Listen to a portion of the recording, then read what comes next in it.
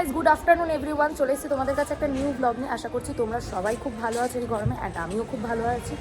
তো এই দেখো রনি এখানে রেডি হয়ে, এখানেও আয়না দেখতে হচ্ছে ওকে।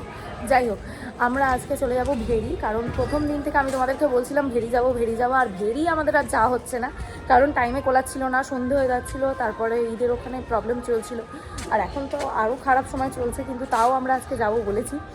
আর ওই এরিয়াটা এমনিও খুব একটা ভালো নয়, তা সত্ত্বেও আমি বললাম যে চল আজকে ঘুরে আসি, কারণ এই সবে 4টে বাজে, আর ডানকুনি থেকে খুব একটা বেশি টাইম লাগবে না। আমরা তখন উত্তরপাড়া থেকে আসতাম বলে ওই জন্য অনেকটা টাইম লাগতো, সবাই লেট করে আসতো, এ লেট করতো, সেই কারণে আজকে আমরা দুজনেই বেরিয়ে পড়েছি।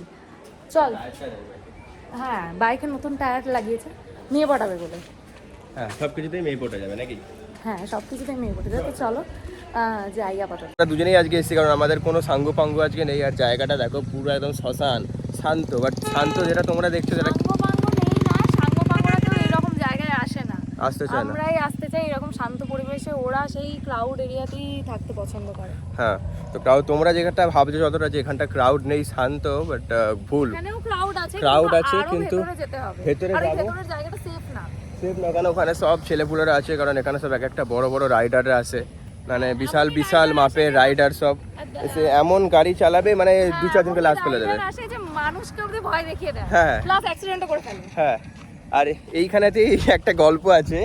এইখানেতে ওর যে পায়ে যে ওকে ইনস্টাগ্রামে ফলো করো দেখেছিল যে পায়ে 6টা স্টিচ পড়েছিল, তো ঠিক ওই জায়গাটাতে, তোমরা বুঝতে পারছো না পরে দেখাবো, ওই জায়গাটাতে মালটা পড়ে গেছিল।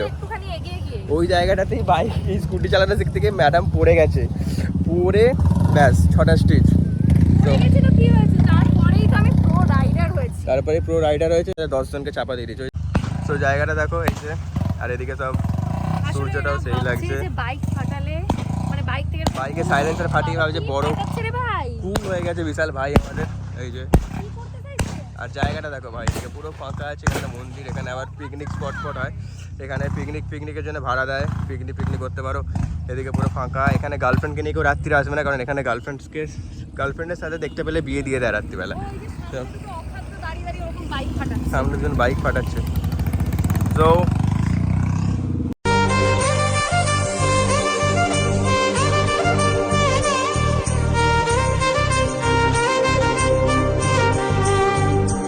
ফাইনালি আমরা এখন ভেরির ভেতরে চলে এসেছি, অ্যান্ড এখানে আমি আর একটা আমার বাঁদর, এই যে বাঁদর বসে আছে, আর 2টো বাঁদর বেরিয়েছি, কারণ আর বাঁদরটা কেউ নেই। আর এদিকটা পুরো দেখো ভাই, পুরো এই আছে, আর ওই সাইডে একটা রয়েছে আমাদের, ওটাকে কী বলে, একটা আল টাইপের, ওখানে বসে আড্ডা ফাড্ডা দেয়। এবার ওই দিকটা যাবো, আর পিছনে দাঁড়ায়নি, কারণ পিছনে এক গাদা ছেলে সব ছাপড়িগিরি করছে, তোমরা দেখতেই পেলে ওখানে হাফ।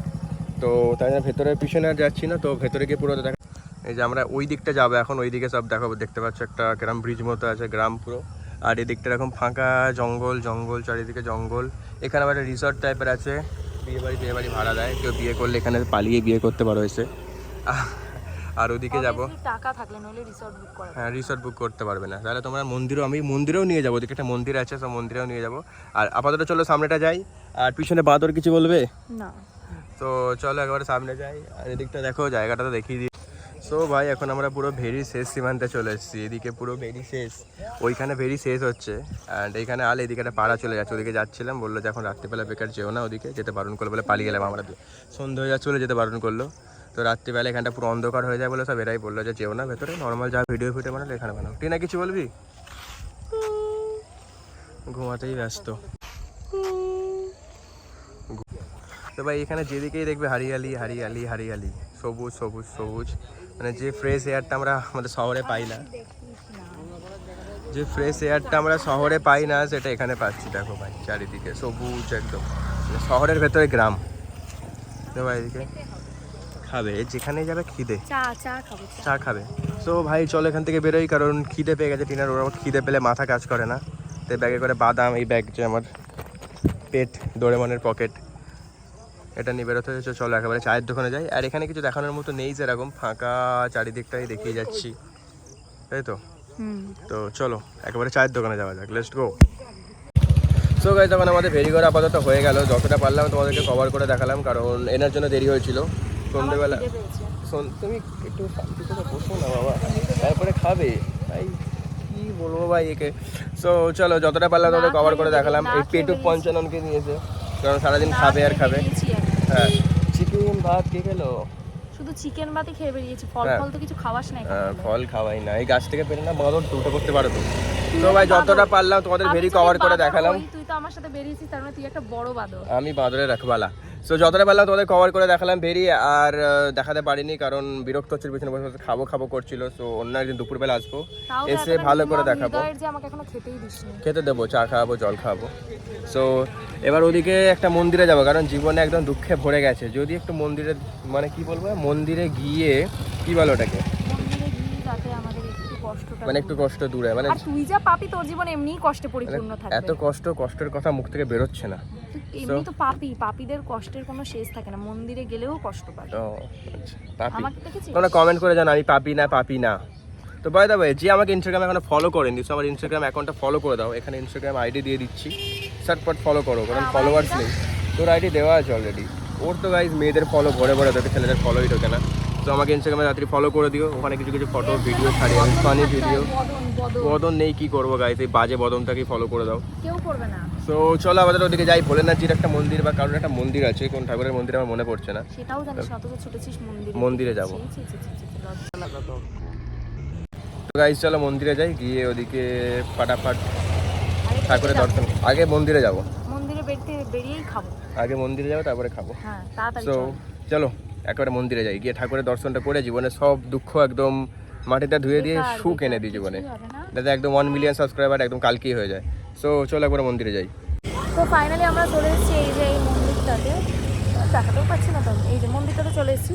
কিন্তু ওই বলে না যে কপালে নাই তো ঘি ঠকঠকালে হইব কি, এরকম একটা ব্যাপার। আমাকে সাপে তাড়া করে না, এসব ফালতু কথা। নেমে যাচ্ছিস রে ভাই? এখানে ঘুরতে বেশ ভালো লাগছে। তো মন্দিরটা এখানে বন্ধ, আমরা বেকারই এলাম। কিন্তু রাত্রেবেলায় এলে হেভি লাগে মন্দিরটা। কপালটা এতই খারাপ, দেখতে পাচ্ছি নিয়ে গেল। কোথায় গেলি, কোথায় নিয়ে যাচ্ছিস? এই তো মানে এই কপালটা এতই খারাপ যে মন্দিরে এলাম, মন্দিরে বলে না তোকে বেকার দেখানোর কোনো মানে হয় না, মানুষ তোকে দেখতেই চায় না, তাই তো? তাই দেখতে চান, কমেন্ট করে জানাতে বলি না, মানুষ তোমরা কি চাও আমি ব্লগ করি, ব্লগে আসি, তাহলে কমেন্ট করে জানাও তাড়াতাড়ি।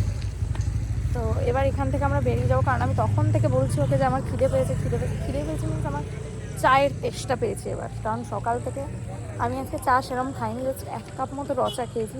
তো এবার আমি যাবো দুধ চা খেতে আমার পছন্দের জায়গা, বাঁধের ধারে। এখান থেকে মাত্র 10 মিনিট মতো লাগবে। তো আমি আপাতত চলে যাব ওখানে, এবার ওখানে গিয়ে তোমাদেরকে বাকিটা শেয়ার করবো, দেন বাড়ি চলে যাব, ঠিক আছে? জানোয়ারের মতো কাজকর্ম করো না। তো যেটা ইম্পর্ট্যান্ট আর একটা কথা তোমাদেরকে বলার ছিল, তো আমি ভেবেছি যে তোমাদের জন্য একটা অন্য টাইপসের ট্রেন্ডিং ব্লগ আনবো। আমি জানি না তোমরা দেখতে পছন্দ করবে কি। হ্যাঁ ইন্টারভিউ আনবো, মানে ইন্টারভিউ করব সবার সাথে। তো মানে আমি ভেবেছি যে হিন্দু আর মানে মুসলিমদের কে আমি কয়েকটা কোয়েশ্চেন জিজ্ঞাসা করব রাস্তায় র্যান্ডামলি ধরে। তো তোমরা কি দেখতে চাও সেই ভিডিওটা? তাহলে আমাকে কমেন্ট বক্সে জানাও, তাড়াতাড়ি জানাও, তাহলে আমি ভিডিওটা তাড়াতাড়ি আপলোড করব। আর ওটা খুব ইন্টারেস্টিং হতেও চলেছে।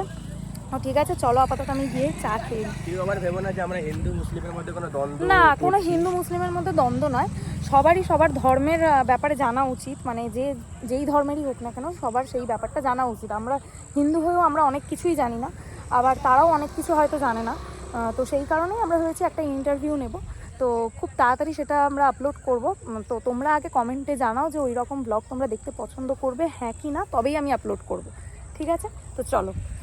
সো ফাইনালি আমি বাড়ি চলে এসেছি, আর রনিও বাড়ি চলে এসেছে। আর আমার শরীরটা একদম ভালো নেই, কারণ পরশু থেকে আমার প্রচণ্ড জ্বর উঠছে।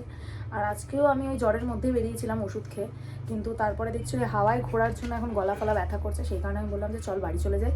আর বাদের কি হয়েছে কি বলতে চাইছিস? কিছু না, পরে বলবো। আর বাদের ধারে প্রচণ্ড ভিড় ছিল, যার জন্য কিছু শেয়ার করতে পারিনি। এত মানে ম্যা করছে সব, সেই কারণে আমি আর কিছু শেয়ার করলাম না। তো গাইস, যদি ভিডিওটা ভালো লেগে থাকে চ্যানেলটাকে সাবস্ক্রাইব করে দিও, ভিডিওটাকে লাইক করে দিও। তাড়াতাড়ি আসছি নতুন একটা ব্লগ নিয়ে। তো আজকের ব্লগটা এখানেই শেষ করছি, আবার তাড়াতাড়ি আসবো নতুন একটা ব্লগ নিয়ে।